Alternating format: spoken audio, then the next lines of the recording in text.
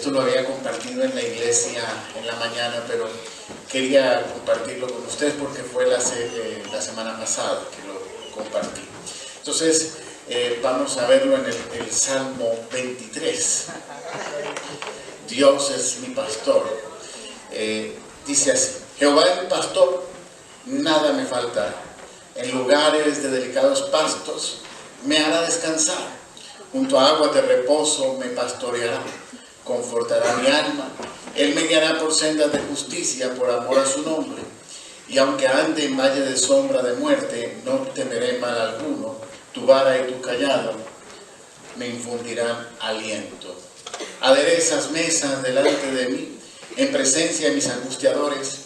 Unges mi cabeza con aceite, mi copa está rebosando. Ciertamente, el bien y la misericordia me seguirán todos los días de mi vida, y en la casa de Jehová moraré por largos días. Señor, te damos las gracias por tu palabra. En este día, oh Dios, te pedimos que seas tú hablando a nuestras vidas a través de tu Santo Espíritu. Usa mis labios y mi boca y todo mi ser para traer, Señor, tu palabra para que alimente a tu pueblo. Y te doy las gracias una vez más por el privilegio que tenemos de conocerte y de servirte. Amén. Este salmo fue escrito por el rey David. Cuando yo pensaba, cuando leía este salmo, que lo había escrito cuando él era pastor, por la manera del tipo de salmo que está escrito, su experiencia como pastor. Pero una vez que uno empieza un poquito a investigar las escrituras, me di cuenta que no fue cuando fue pastor que escribió el salmo, a pesar de que es el Salmo 23, uno de los primeros salmos. Este salmo fue escrito cuando ya él era el rey, y fue escrito en uno de los momentos más tristes y difíciles de su vida. Él tenía un hijo llamado Absalón, y este hijo, Absalón tenía un hermano medio, otro hijo de David llamado Amnón. Y Amnón se enamoró de su hermana media llamada Tamar, y él la deshonró, después no la quería, y Absalón tomó venganza. Después de 3 años de que aconteció la situación, pensaron todo el mundo que se había olvidado. Absalón tomó venganza y mató a Amnón.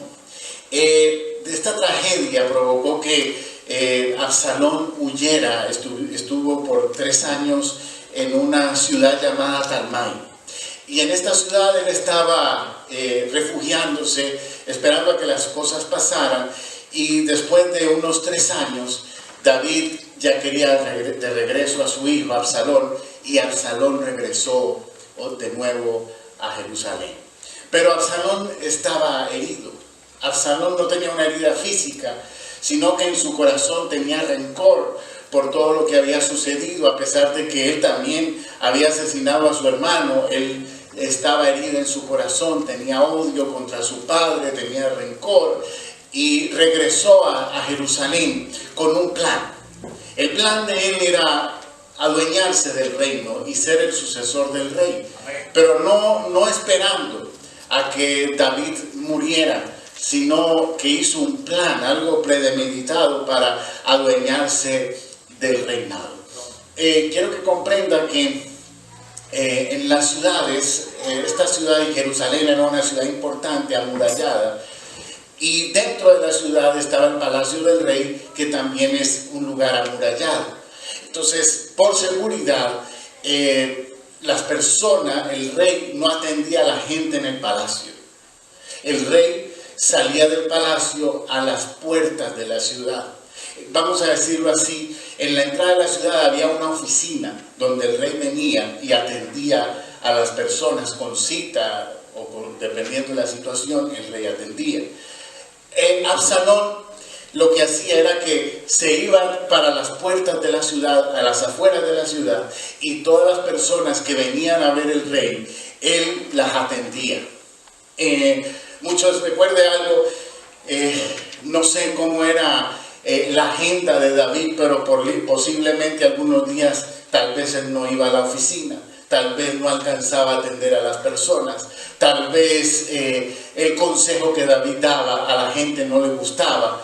Entonces Absalón se aprovechaba de todo esto y cada que venía a alguien, lo escuchaba y le decía: si yo fuera el rey, si yo fuera juez de Israel, yo te haría justicia.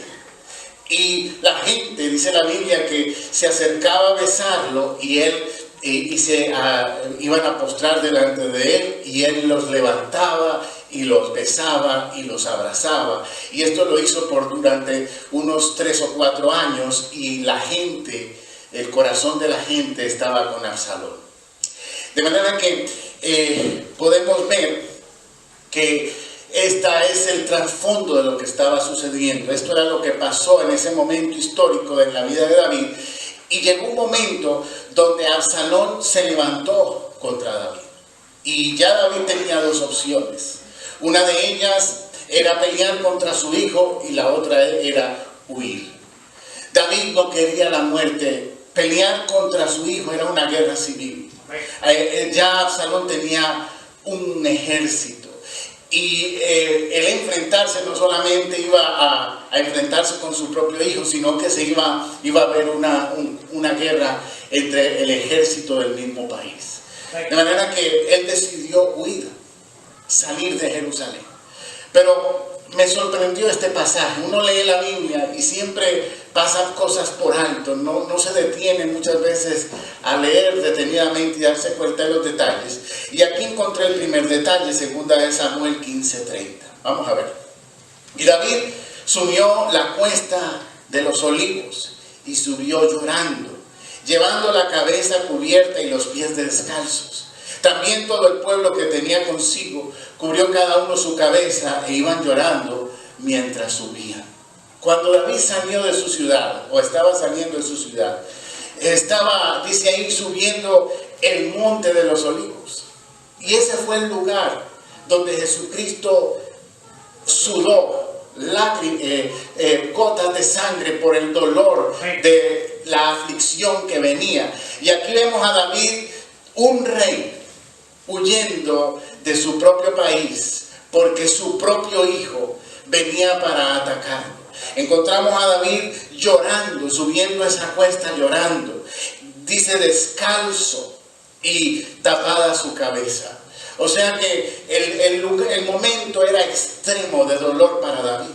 Recuerden, cuando las heridas más profundas, las más difíciles, las más dolorosas, son las que causan aquellas personas que amamos, las que están cerca, las que conocemos. Cuando hay una situación más delicada con las personas más cercanas, son las más dolorosas. Si alguien por aquí pasa y no lo conocemos y nos grita: ustedes son unos locos, nosotros oramos y decimos: Señor, bendice a ese pobre hombre. Pero si el que se pasa por aquí y nos grita es alguien que conocemos bien, pues causa dolor. Y eso fue lo que pasó con David.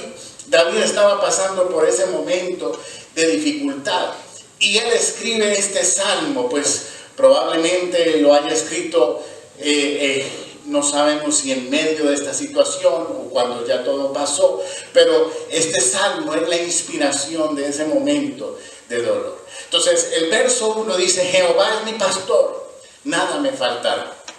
Quiero una cosa muy importante, es que cuando podemos tener la oportunidad de ir al lenguaje original, que en este caso es el hebreo, en el idioma en que se escribió el Salmo, encontré una palabra que ahí cambia todo el sentido.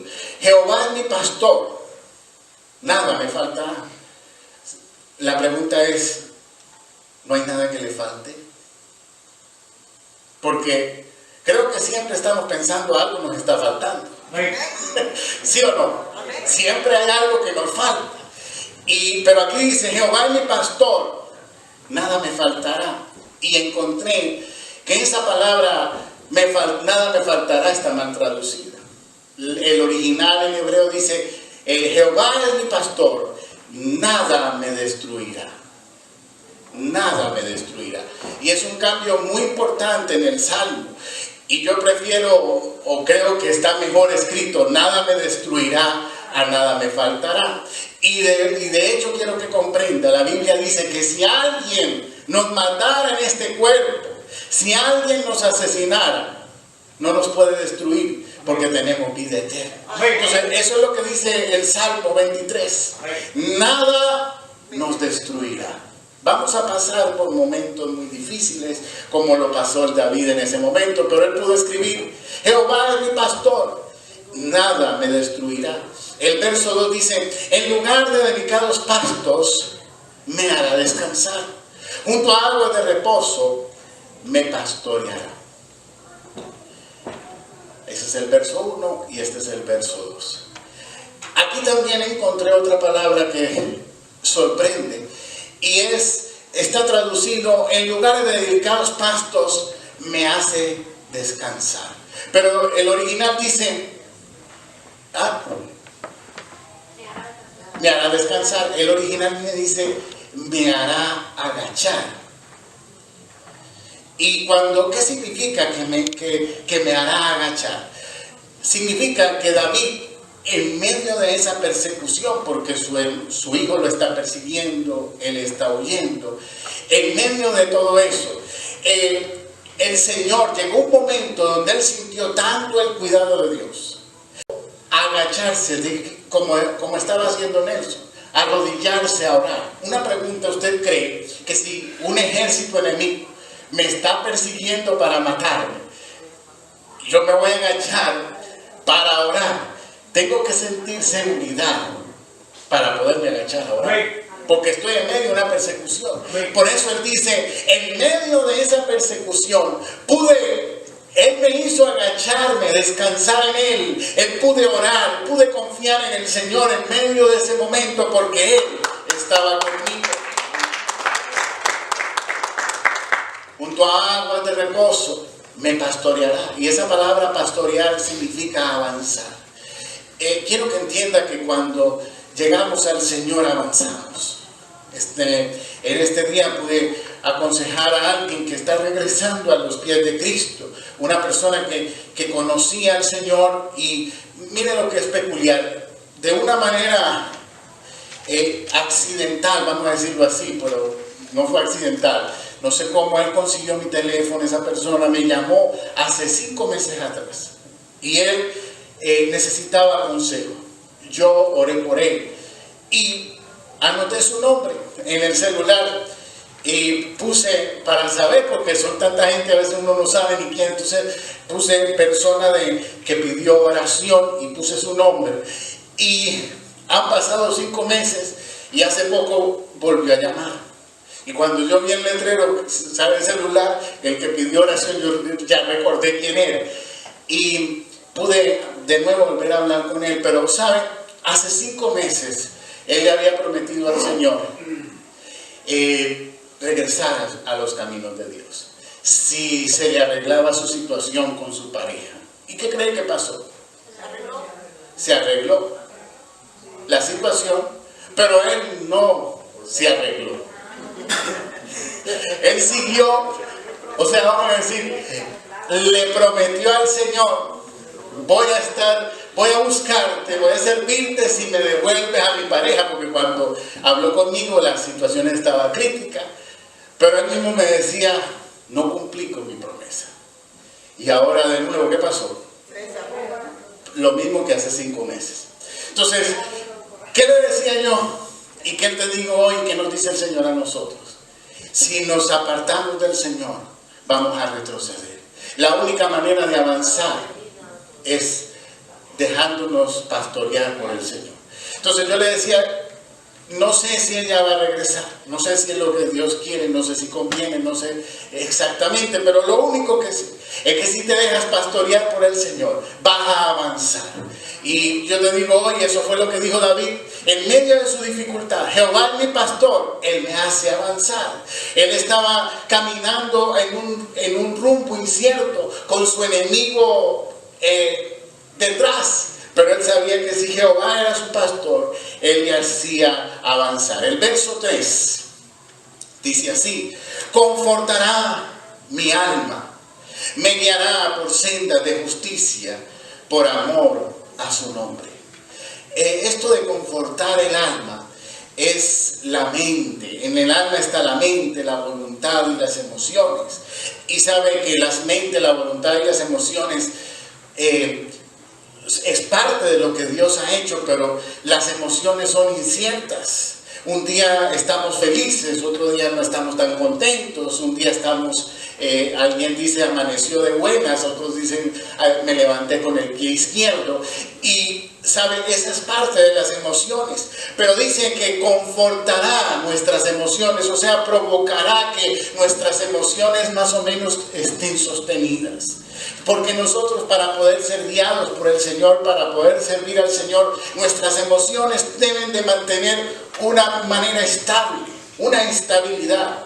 Porque si usted en sus emociones es una persona inestable, usted no va a lograr alcanzar la meta, va a sufrir mucho. Ese es lo que el apóstol Santiago decía de la persona de doble ánimo. Es lo mismo, porque sus emociones son muy fuertes. Un día ama al Señor y al otro día no quiere saber del Señor. Un día tiene mucha fe y al otro día no cree en nada. Entonces el Señor, cuando nos pastorea, va a provocar que en nuestras emociones, en nuestra voluntad, tomemos las mejores decisiones. Dice, Él me guiará, y ese guiará es para no desviarnos. Dile al que está a tu lado, el Señor te guía para que no te desvíes. Mire la paciencia que el Señor tiene con cada uno de nosotros. Mire la paciencia que tuvo con este muchacho que hace 5 meses le prometió al Señor, y el Señor en su paciencia permitió 5 meses más, y hoy de nuevo el Señor sigue extendiendo sus brazos para recibirlo, para darle una nueva oportunidad. Porque eso es lo que hace el Señor, nos tiene mucha paciencia, por sendas de justicia, por amor de su nombre. Y esta parte me encanta, porque muchas veces nosotros pensamos, no, como yo voy a la iglesia, entonces el Señor me va a bendecir. Como yo hago esto, entonces el Señor me va a ayudar. Pero aquí encuentro que es por amor, en otras palabras se lo explico mejor, por amor a su reputación. Sí, porque una vez que nosotros decimos que somos cristianos, estamos sosteniendo su nombre. Y Él, por amor a su nombre, a su reputación, a su fama, muchas veces nos va a ayudar. Si usted recuerda algo, en una ocasión Dios se molestó con el pueblo de Israel. Y Dios le dijo a Moisés, vamos a terminar con este pueblo que es rebelde y vamos a levantar un nuevo pueblo. ¿Recuerdan? Y Moisés le dijo, no hagas eso, porque después la gente va a decir que tú eres un Dios malo, que sacaste al pueblo de Egipto y lo exterminaste en el camino. Y yo creo que Dios pensó esto, está en juego mi reputación, y por la reputación de Él muchas veces nos ayuda, tiene misericordia, tiene bondad, nos bendice. De manera que qué bueno es que no solamente la bendición depende de lo que hacemos, sino también de su reputación, porque somos sus hijos. Verso 4. Recuerde, la reputación estaba en juego porque era el rey David. Era una persona que todo el mundo sabía que Dios estaba con él. Y lo que pasara con él era como algo que estaba sucediendo con Dios. Verso 4. Aunque ande en valle de sombra de muerte, no temeré mal alguno, porque tú estarás conmigo. Tu vara y tu callado me infundirán aliento. Y aquí es interesante porque valle de sombra de muerte. Muchas de las cosas que nos suceden, vamos a decir el 90% es sombra. Y nosotros pensamos que es una realidad lo que va a suceder. Y estamos preocupados y en realidad es sombra. No es, recuerde, cuando usted ve una sombra, eso no es verdad. Es el reflejo de la luz. Y eso no existe, pero se ve que está ahí. Y eso es lo que pasa con muchas de las situaciones en nuestra vida diaria, que tenemos temor y es sombra. Mas recuerda, Dios está con nosotros y es sombra de muerte. No temo mal alguno, porque Él está con nosotros. Eso fue lo que pasó con David. Él iba por ese valle, por esa Era en la noche cuando él huyó de Jerusalén y era un valle de sombra de muerte, pero sabía, él se dio cuenta que Dios estaba con él, su vara. Y la palabra vara es el cetro que usan los reyes. Su palabra, que es de rey, le ayudó, y su callado, que es la que usan los pastores, le infundió aliento. Recuerden, el pastor o la vara que usa el pastor, nosotros en otro tiempo le compartí, esa vara para nosotros no tiene importancia, porque nosotros no usamos vara. Nosotros, ahora yo que estoy un poquito del nervio ciático, me haría falta una vara, pero si uno no tiene ningún problema físico, usted no va a buscar un bastón. Solamente una persona que tiene un problema físico o que ya tiene avanzada edad se ve obligado a usar un bastón.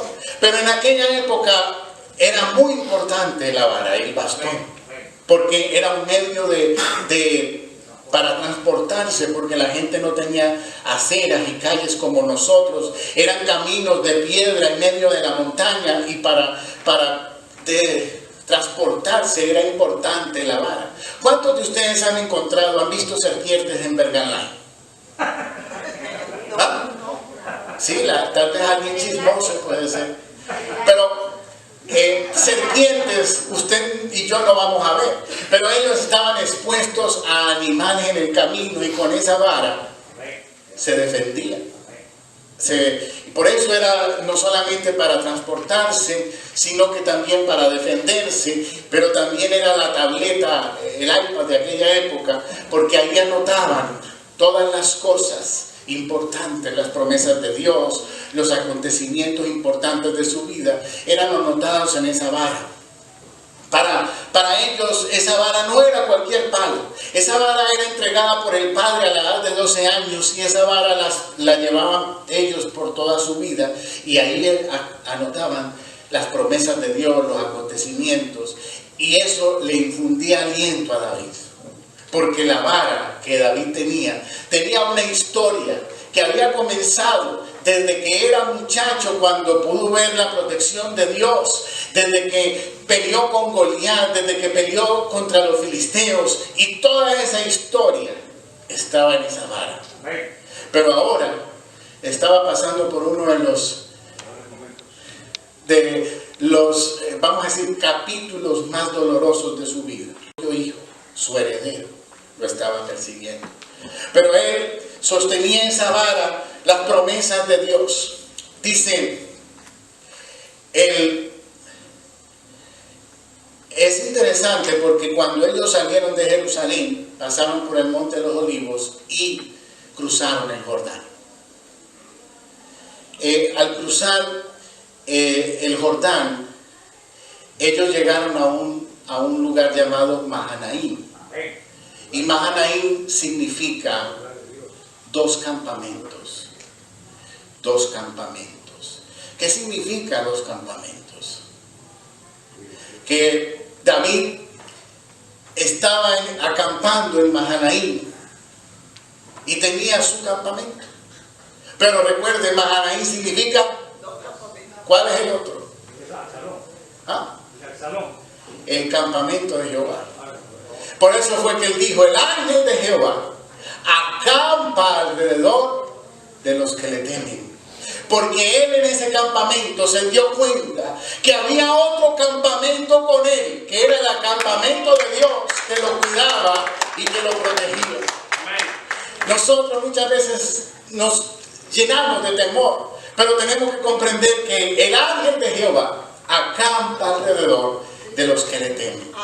Usted no le tema al futuro, no le tema a las situaciones de las noticias, no le tema a la enfermedad, témale a Dios, porque cuando le tememos a Dios, el ángel de Jehová acampa alrededor nuestro. Esa fue la experiencia de David. Él entendió que en ese campamento donde él estaba, Dios estaba con él.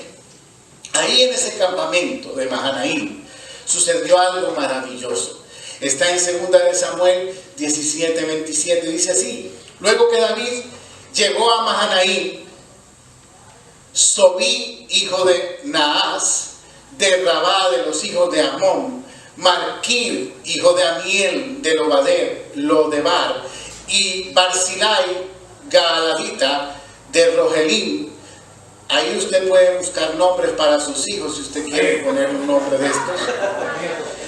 Trajeron a David y al pueblo que estaba con él camas, tazas, vasijas de barro, trigo, cebada, harina, grano tostado, habas, lentejas, garbanzos tostados, miel, manteca, ovejas y queso de vaca para que comiesen, porque decían: el pueblo está hambriento y cansado, sedientos en el desierto.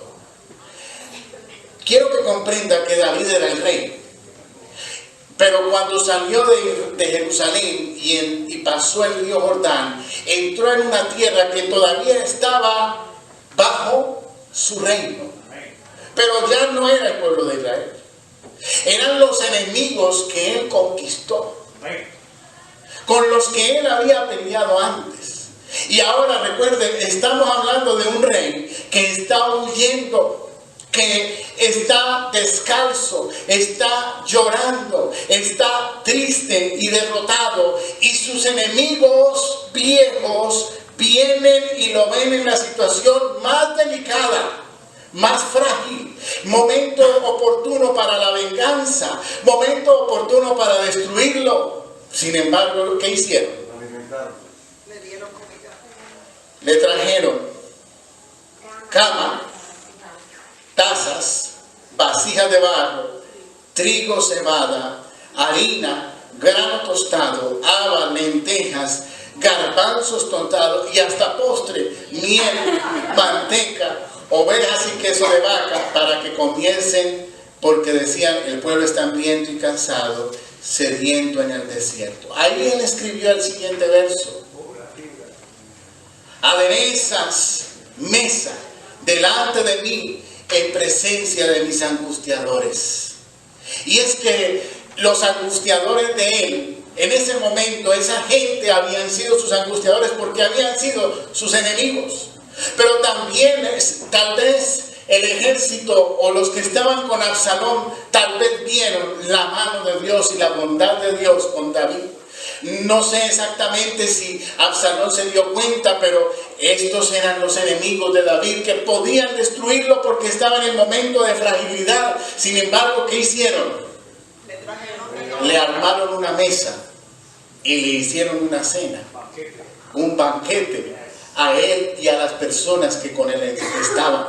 Dice: unges mi cabeza con aceite, mi copa está rebosando. ¿Qué tipo de unción fue esta? Recuerden, hay varios tipos de unción en la Biblia. Cuando a David lo ungieron, ¿cuál fue la primera unción de David? Con Samuel. Cuando Samuel. ¿Y esa unción de qué era?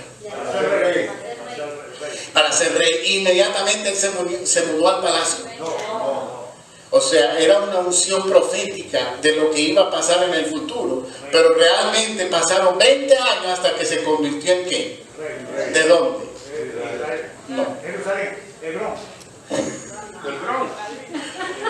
De Judá. Después lo ungieron como el rey de Judá. Y después lo ungieron como el rey de Israel. Pero esta unción que dice aquí, ¿qué unción es?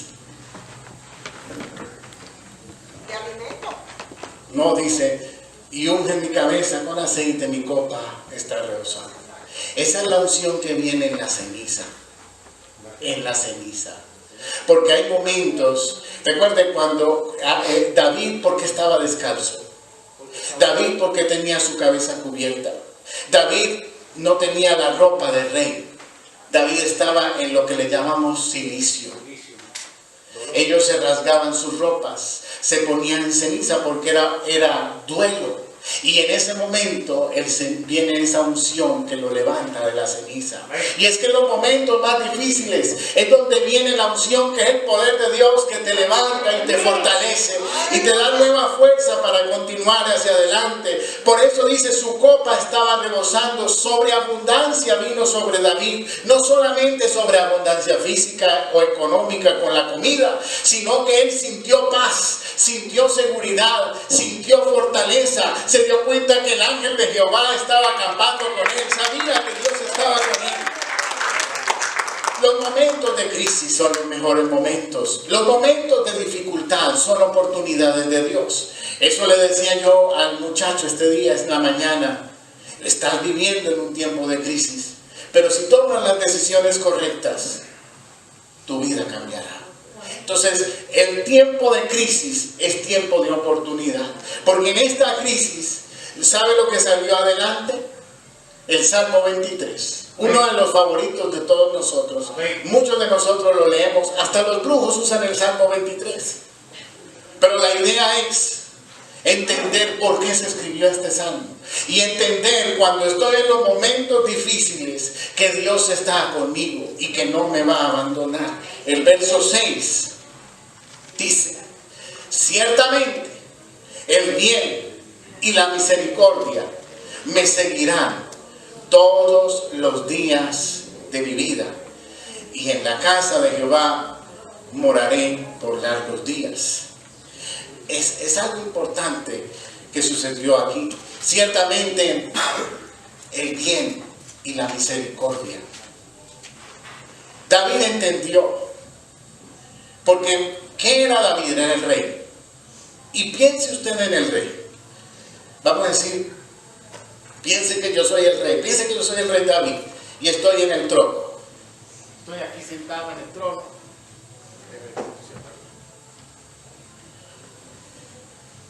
Y cuando David está en su trono, ¿qué lo va a seguir?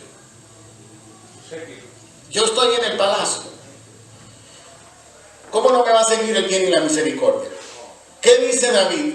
Tengo hambre, y está con su ropa de rey y está en el palacio y dice, tengo hambre.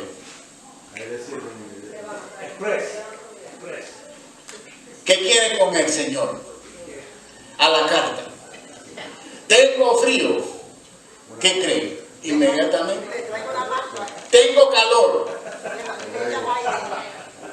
Hay un juego que juegan los muchachos, ayer también lo jugaron, se llama El Rey Manda.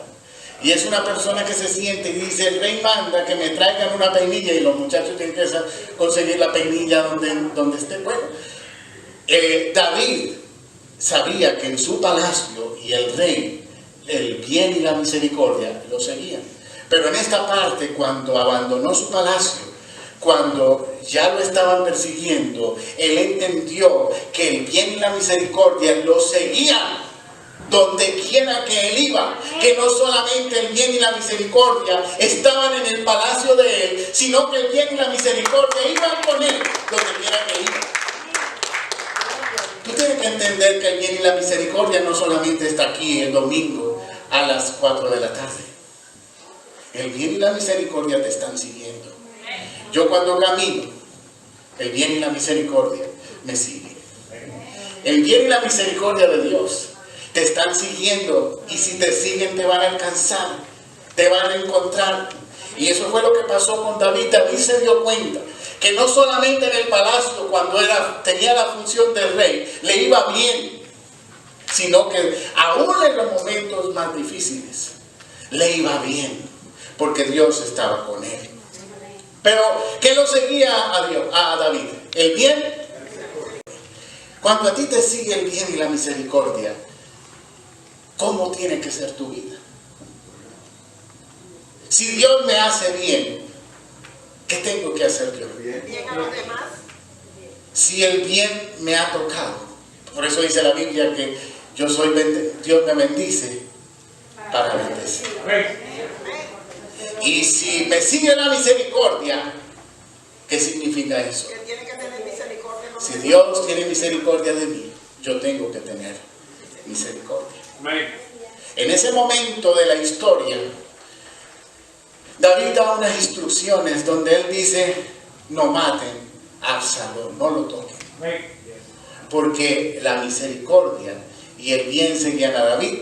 David también lo que daba era el bien y la misericordia. ¿Cómo murió Absalón? Lo mató un general de David. ¿Por qué? Pero él iba en su, creo que era, iba en un burro o Su pelo se enredó en un árbol. Se enredó el cabello de Absalón porque tenía bastante cabello como yo. Y se le enredó en el árbol. Y cuando se enredó en el árbol, ahí uno de los generales de David lo mató. Pero esa no fue la dirección que David dio. Y ahí hay otra historia, pero David lloró, gimió, gritó por su hijo, porque él tenía misericordia. Recuerde algo, usted y yo estamos aquí porque Dios ha tenido misericordia. Por eso la Biblia dice, Jesús lo dijo, no, con la misma medida que nosotros medimos, seremos medidos. Porque y hay otra parábola donde habla de un hombre que tenía una gran deuda y suplicó al rey que le perdonara la deuda. Después de tanta súplica, el rey, ¿qué hizo? Lo perdonó. Y cuando salió del palacio, se encontró con uno que le debía algo que era mínimo comparado con su deuda, y él lo apretó para que le pagara. Cuando el rey se dio cuenta de lo que hizo, lo lanzó a la cárcel y le dijo, tienes que pagarme todo, porque si yo tuve misericordia contigo, tú tienes que tener misericordia con la persona, con tus deudores. De la misma manera, Dios nos ha perdonado a nosotros, ¿verdad? ¿O no? Entonces nosotros tenemos que perdonar. No es si queremos, es que tenemos. Hay gente que dice, ay pastor, yo oro y nada pasa. Pues la pregunta es, ¿será que no has perdonado? Nuestro hermano Nelson hablaba del perdón, porque cuando no perdonamos afecta todo. Si usted no perdona a las personas que le hicieron mal, hay una ley espiritual que dice, Dios dijo en su palabra, si tú no perdonas, yo no te perdono. Y si tú y yo no estamos perdonados, nuestra oración no avanza. Y por eso mucha gente sufre las consecuencias de como que se siente alejado de Dios y apartado de Dios porque no ha perdonado. De manera que debemos de perdonar. ¿Cuándo vino el cambio en Nelson? Cuando él logró perdonar. ¿Fue bueno lo que le hicieron? ¿Fue doloroso? ¿El papá le pidió perdón? Hay gente que dice, no, yo perdono cuando me pidan. No. Hay que perdonar aunque no te pidan que te perdones. Aunque hay algunos que están esperando que la persona llore para darle el perdón. Debemos de perdonar. Porque es parte importante de nuestra vida espiritual. Si no perdonamos, Dios no nos perdona. Entonces David tuvo misericordia. David fue bueno porque el bien y la misericordia lo seguían. Si usted quiere que el bien y la misericordia lo sigan siguiendo, usted tiene que hacer bien y tener misericordia. Amén. Espero que le haya sido de bendición.